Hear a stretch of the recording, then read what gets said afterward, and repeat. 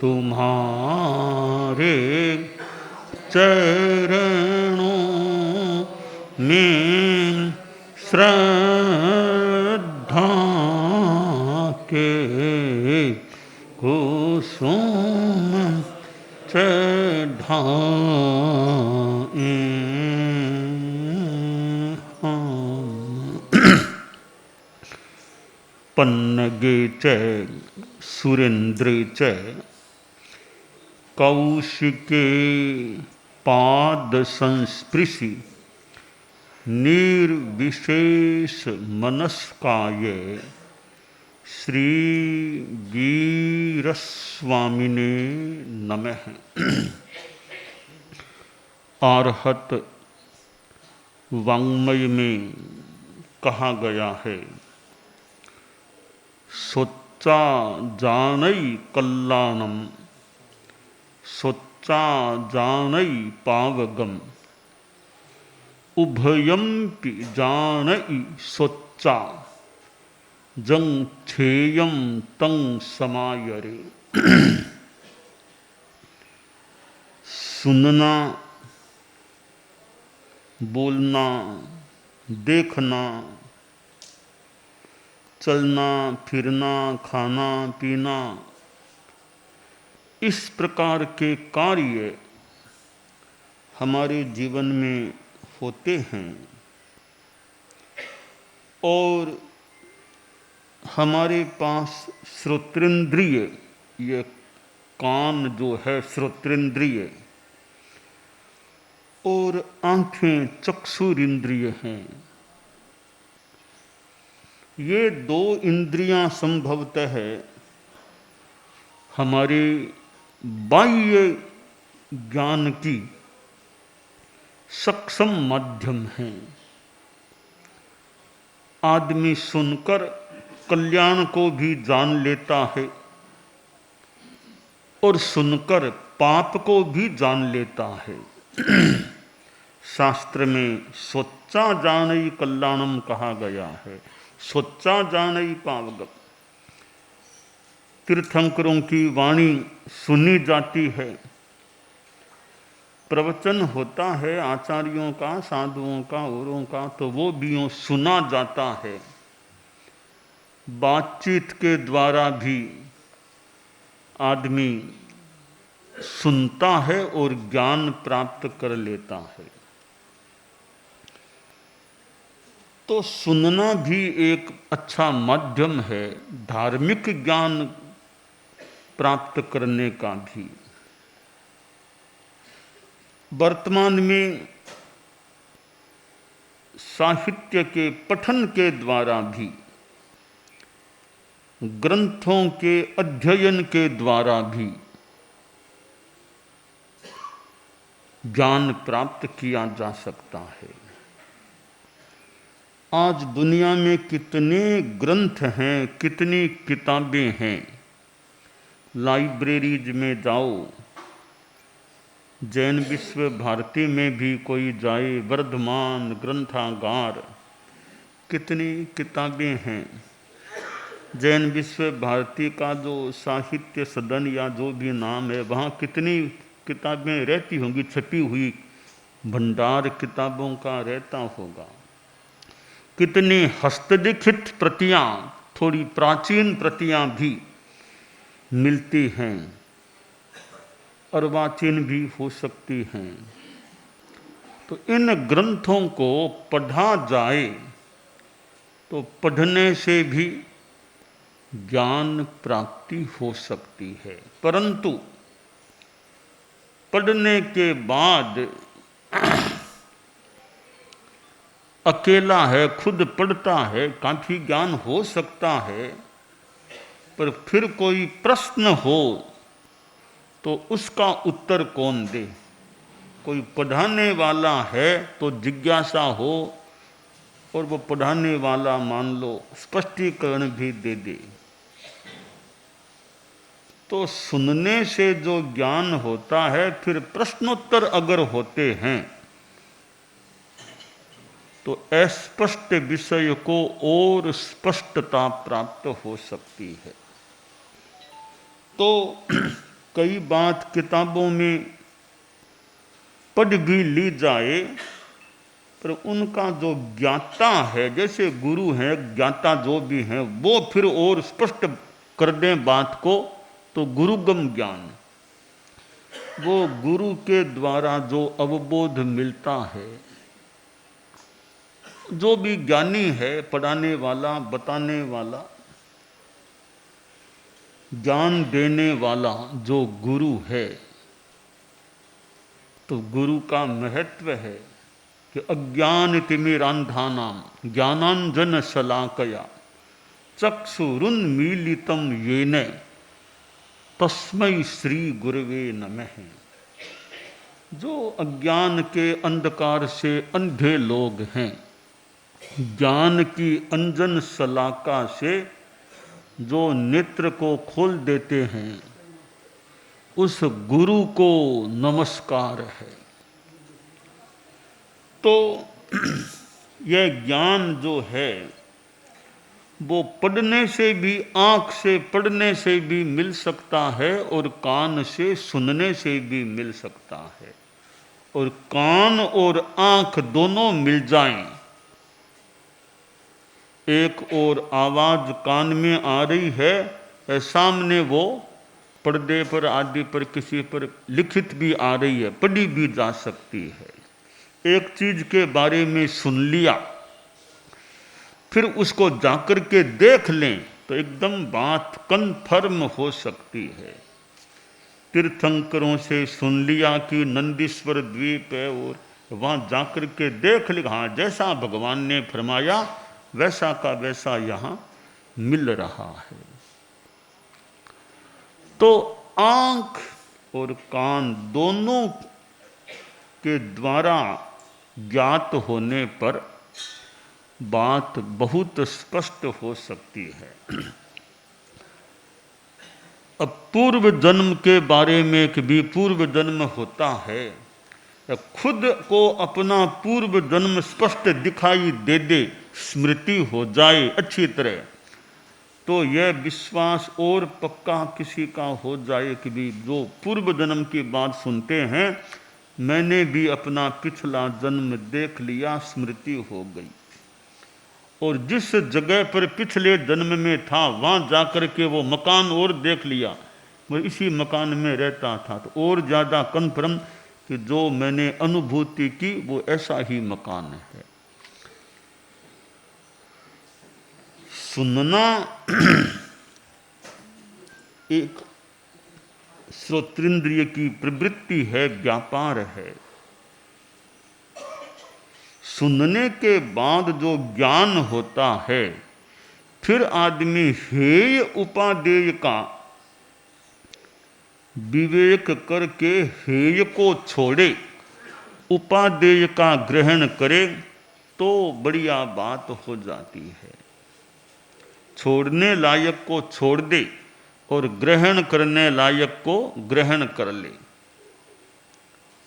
नव तत्वों में जीव अजीव, पुण्य पाप, आश्रव, संबर, निर्जरा, बंध, मोक्ष, ये नव तत्व हैं।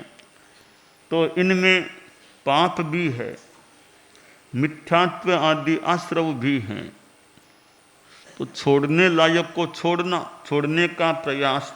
संबर, निर्जरा ये उपादेय है, इनको काम में लेने का, ग्रहण करने का प्रयास। मोक्ष तो फिर मिल जाए, वो तो परम उपादेय है।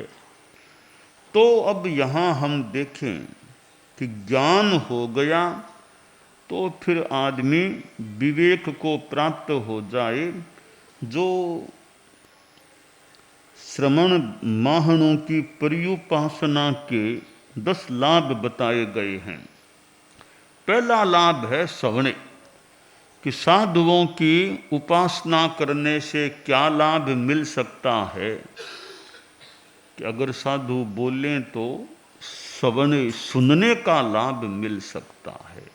पहला लाभ है कि साधुओं से कुछ सुनने को मिल जाए, धर्म की बात, तत्व की बात, अध्यात्म की बात सुनने को मिल जाए। अब और आगे बढ़ें तो सुना है, तो सुनने से क्या होगा? सुनने से ज्ञान प्राप्त हो सकेगा, ज्ञान मिल सकेगा। ज्ञान से क्या होगा? सवणे नाणे बिन्नाणे विज्ञान होगा, विशेष ज्ञान कि यह हेय और यह उपादेय, यह विवेक प्राप्त हो सकेगा।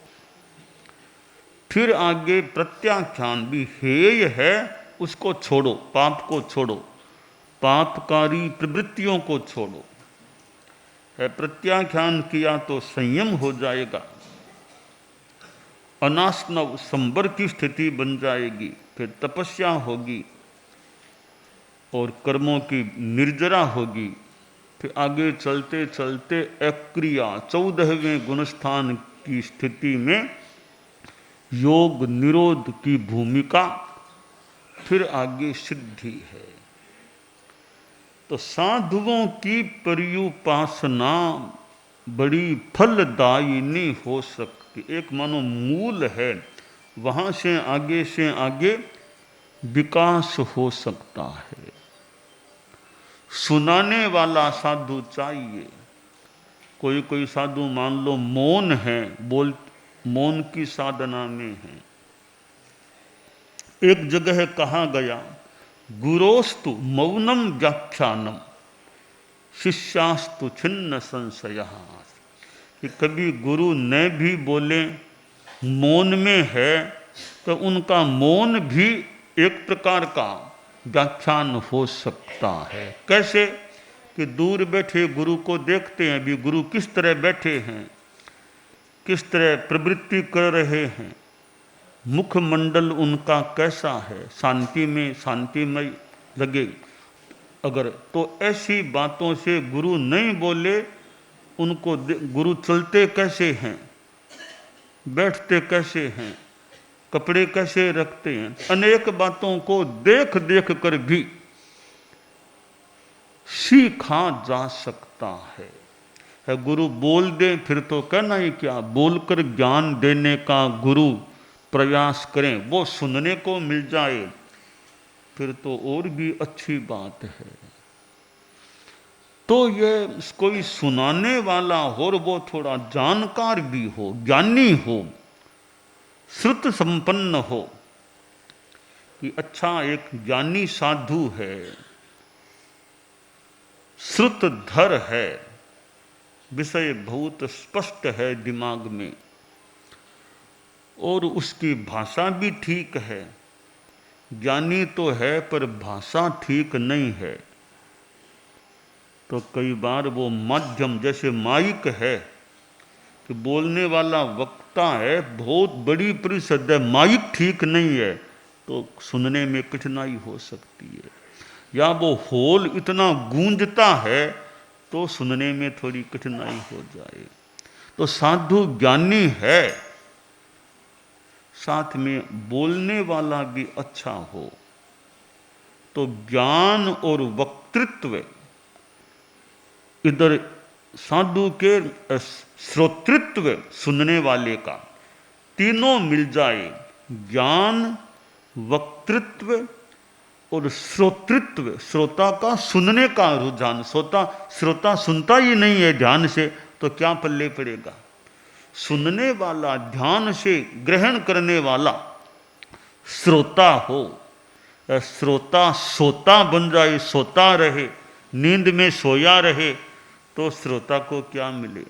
तो श्रोता सोता हुआ न रहे, श्रोता श्रोता रहे, सुनने वाला रहे।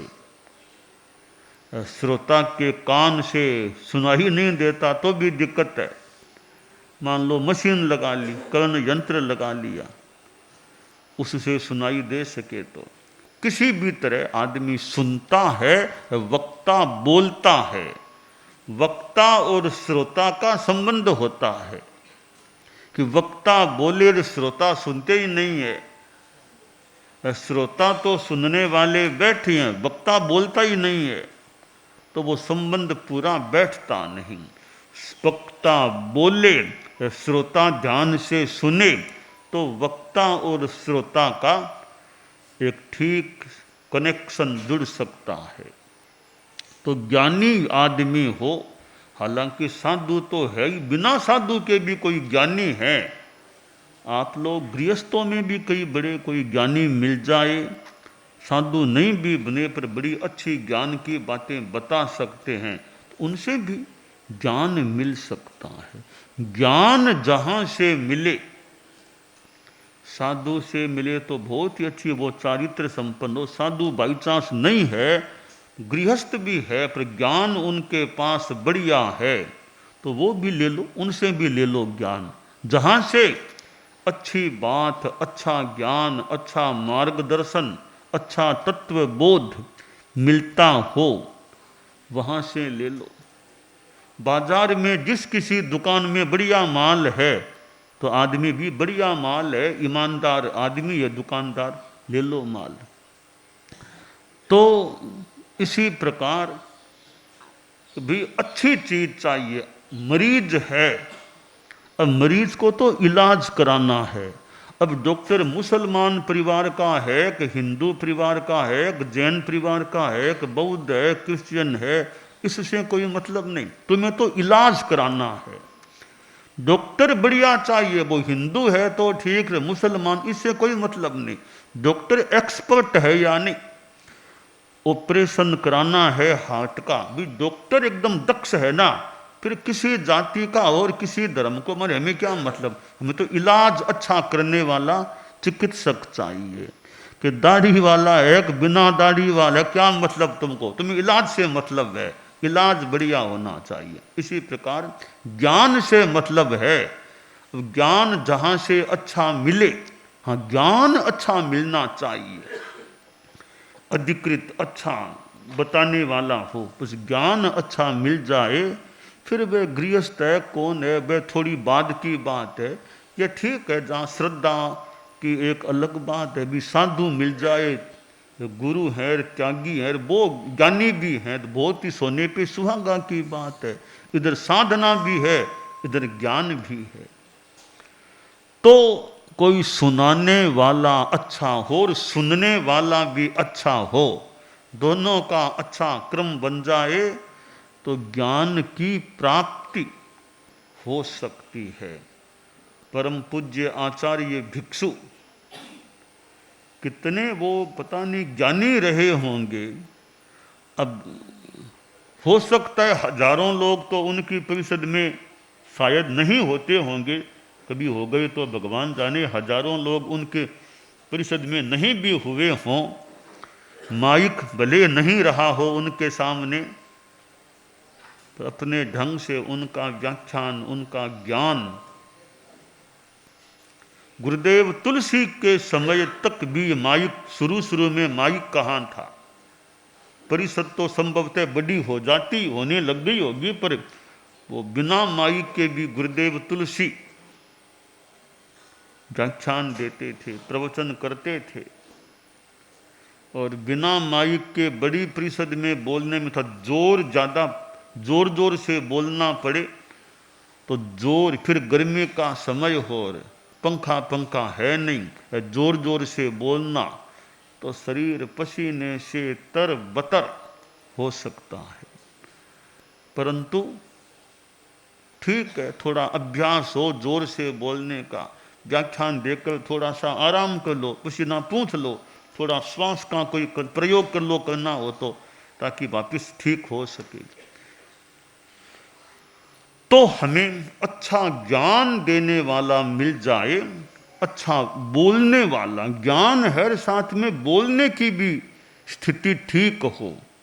अब ज्ञान है, बोलने की आवाज पूरी पल्ले नहीं पड़ती, सुनाई नहीं देती, तो ठीक है, दोनों बातें मिले, वक्ता भी हो और ज्ञाता भी हो, इधर श्रोता भी ठीक हो, तो एक त्रिपुटी हो जाए, ज्ञाता वक्ता और श्रोता, ये त्रिपुटी हो जाए, तो ज्ञान का आदान प्रदान बढ़िया हो सकता है। तो हम तो शास्त्र में कहा गया, सोचा जानई कल्याणम, सोचा जानई पावगम, उभयम की जानई सोचा जंग छेयंग तंग समायरिंग।